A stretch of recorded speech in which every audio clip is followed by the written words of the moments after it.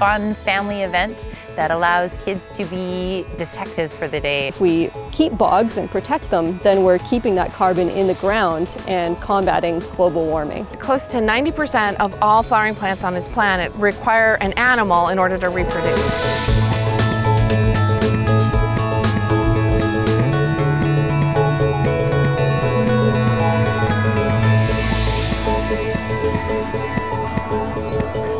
Hi, I'm Candice Ng, and you're watching The Sustainable Region. Today, we're at Burnaby Lake Regional Park, an oasis of nature right in the heart of the city. It's one of Metro Vancouver's most popular regional parks, one of the big draws being all the amazing programs offered by the park interpreters who work here. Now, if you love a good mystery and fancy yourself a bit of a detective, Critter Capers is the event for you. We present you with The Case of the Strange Splashes. It's a chance for children to solve a mystery, for families to go for a walk in nature, for everyone to learn about the creatures that make Burnaby Lake Regional Park their home. The event is called Critter Capers, and it's a popular activity for many Metro Vancouver families. We're at Burnaby Lake Regional Park today, and we are hosting Critter Capers, a really fun family event that allows kids to be detectives for the day and walk a loop, pick up clues, solve the mystery, and get a fun reward at the end. That is definitely not it. Wayne the wood duck keeps getting woken up by strange splashing noises in the night.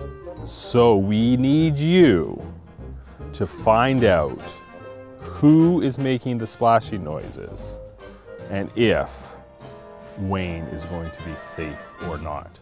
Kids will participate in all sorts of activities ranging from using maps. In this case, they are triangulating to find the location where the splash came from.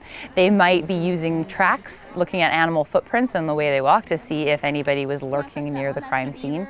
They look at live animals. They could be looking through a day or a night scope to figure out who's awake at various times of the day.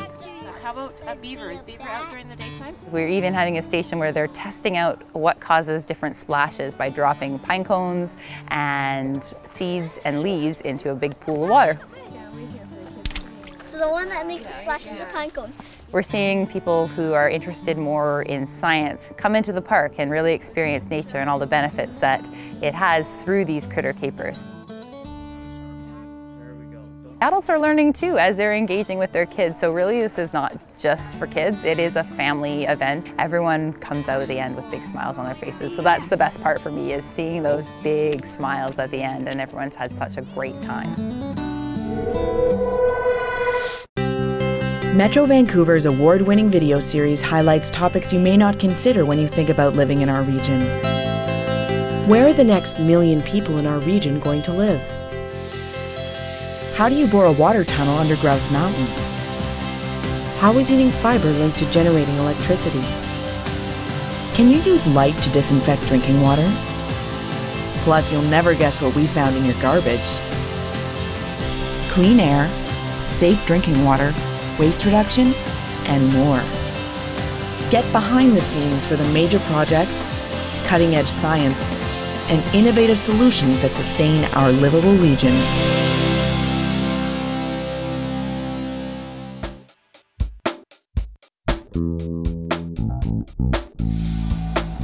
Welcome back to The Sustainable Region.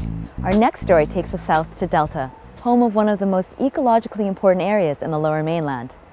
Burns Bog's existence is dependent on the water that falls from the sky, be it in the form of rain or snow or even fog. That's why it's vital to continuously monitor the hydrology of the bog. The installation of 2 data loggers to monitor water flow at the perimeter of the Burns Bog Ecological Conservation Area is visible evidence of the co-management of this unique ecosystem. We're going to measure right down to the water level in the pipe first. Metro Vancouver and the Corporation of Delta share the management of the ECA, which depends on precipitation for its very existence. What we're trying to do is figure out which direction the water is flowing and how fast it's flowing and how much water is moving through the ditch. By the time it flows into this ditch, it's what we call bog water. And mineralized water, which would flow from outside of the bog towards the bog, is detrimental to the bog. And it's really important that there is no influx of mineralized water, which would put the sphagnum plant community at a disadvantage. Sphagnum mosses are the keystone species in bogs. They're important because they help keep water inside bogs by holding 30 times their weight in water, and they form what's known as a carbon sink. It's full of this sphagnum moss, and what happens if you take that moss out and let it burn or decompose is that carbon goes up into the atmosphere and contributes to the greenhouse effect. And so if we keep bogs and protect them, then we're keeping that carbon in the ground and combating global warming. There are already 11 data loggers installed in pipes in the ground within the ECA, but today's installation is part of a new project at the ECA's perimeter. We hope to install numerous around the bog at various outflow points so we can begin to measure the outflow of water and then correlate that to the inflow of water and then determine what we can do to maintain the balance we need to in terms of keeping bog water in the bog and non-bog water out of the bog. We've got some snow. Eventually, it's hoped there will be as many as 15 data loggers at work around the edge of the Burns Bog Ecological Conservation Area, providing information that will help protect a very special place. Daily life can be the same old, but it doesn't have to be. This wildlife tree behind us? Discoveries are nearby, in the park programs of Metro Vancouver Regional Parks. Informative, inspiring, rewarding. Dozens of park programs are scheduled all year in Metro Vancouver's 21 regional parks. Go to www.metrovancouver.org to find a regional park program near you.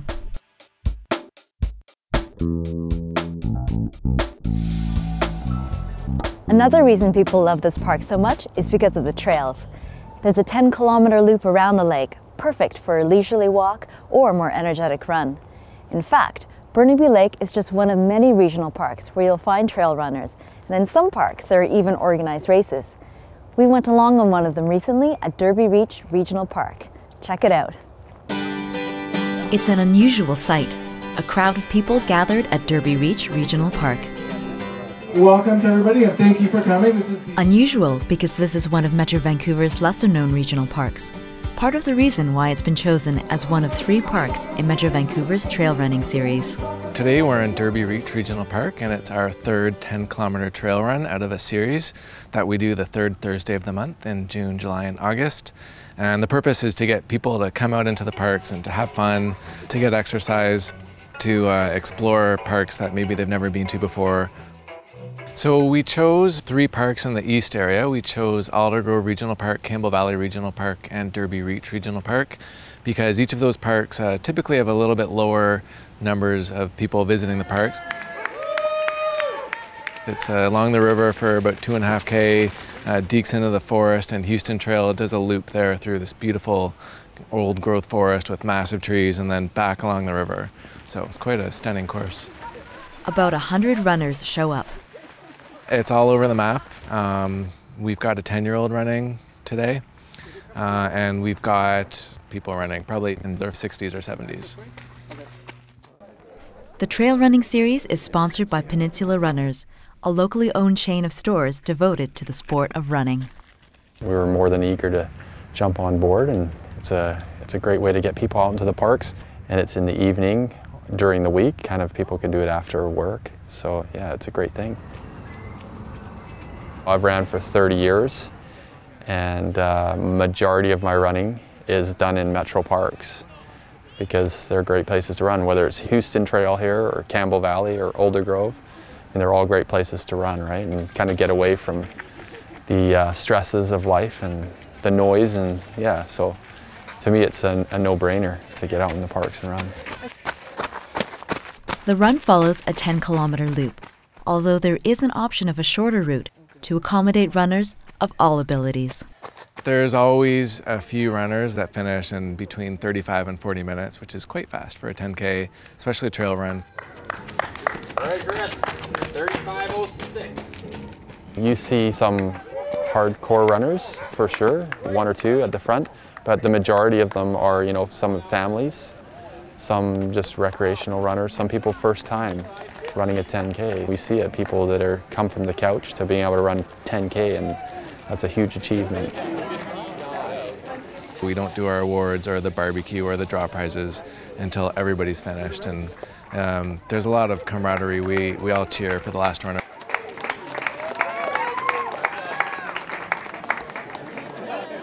The first runner across the line is a first-time visitor to Derby Reach. I bet you that there's quite a few people too that have just come basically for the race of it, and realize that, hey, these are great trails along the river and stuff. So I even can bring my kids down for a picnic and stuff. So it's great. Good way to discover new places in Vancouver. For more information about this and other events in Metro Vancouver's regional parks, go to metrovancouver.org and search Check It Out for a list of this season's programs.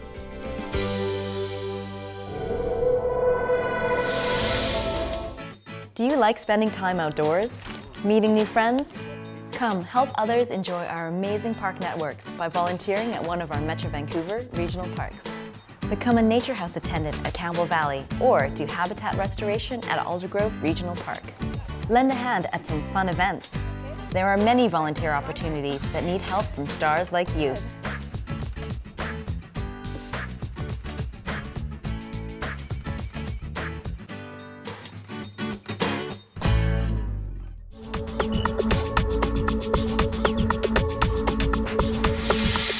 Burnaby Lake Regional Park is home to a wide variety of wildlife. Just stand still for a few moments and you're sure to hear some birdsong. There are flying squirrels in the park too, and if you're lucky, you might just catch a glimpse of one. And then there's the smallest of flying creatures, physically tiny, but hugely important to the ecosystem. I'm talking about bees. Did you know there are 450 different kinds of bees in BC? Well, there are. And we know that because of some pretty amazing joint research being done between Metro Vancouver Regional Parks and Simon Fraser University. Centennial Beach on the shores of Boundary Bay Regional Park is one of Metro Vancouver's most popular regional parks. With its shallow waters, snow-capped mountain and city views, it is a destination for many day trippers from all over the region. Ooh, look at this guy. Two visitors frequenting the park this summer haven't come for picnics or swimming. They are researchers operating under permit. We're here today in Centennial Beach. We're going all the way to Aldergrove and Colony Farm, and we're catching bees and we're counting flowers. We are doing a research project on pollinators within the Metro Vancouver parks. We're catching all different types of wild pollinators. Wild bees is what we're focusing on. The Regional Wild Pollinator Research Project is taking place in a dozen areas in regional parks throughout the summer. The project is a collaboration between Metro Vancouver and Simon Fraser University. Dr. Elizabeth Ellie, an expert on pollinators, is the lead researcher. I'm a conservation ecologist, and so I'm interested in questions about patterns of biodiversity and how human activities affect the diversity of bees and what this means for the pollination services that they provide. Close to 90% of all flowering plants on this planet require an animal in order to reproduce. And in this region, that basically means they need a bee. So why does that matter? Well, the results of plant reproduction are seeds and fruits that are eaten by bears and birds and other wildlife. So it's really important for a functioning ecosystem.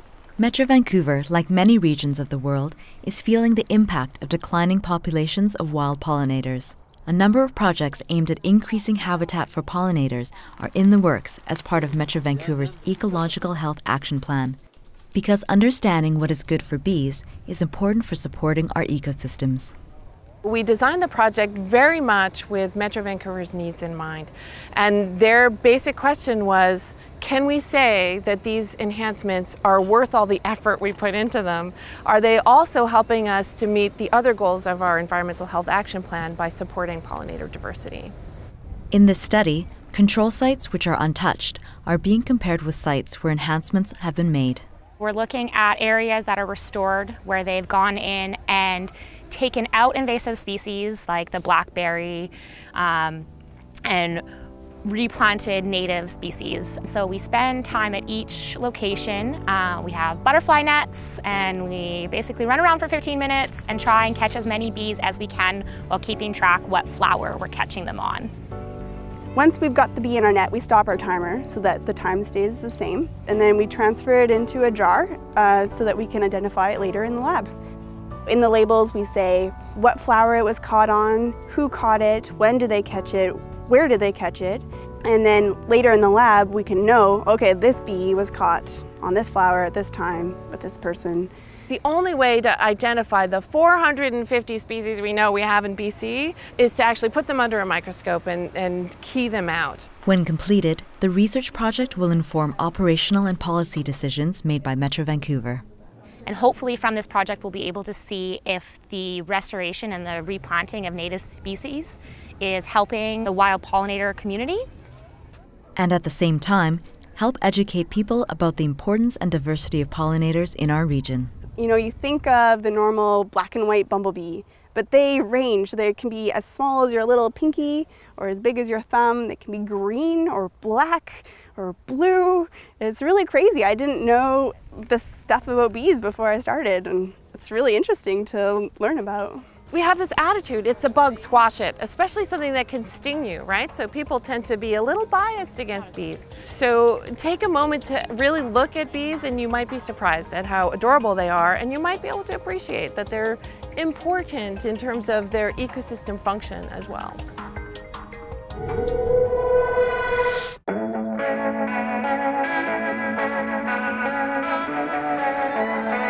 Well, that's all we have time for.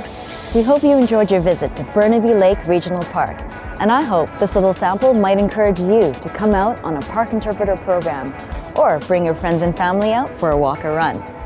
Check out our blog at metrovancouvervideos.org, where you can watch, share, and comment on our videos. For the Sustainable Region, I'm Candace Ng. Thanks for watching, and I'll see you next time.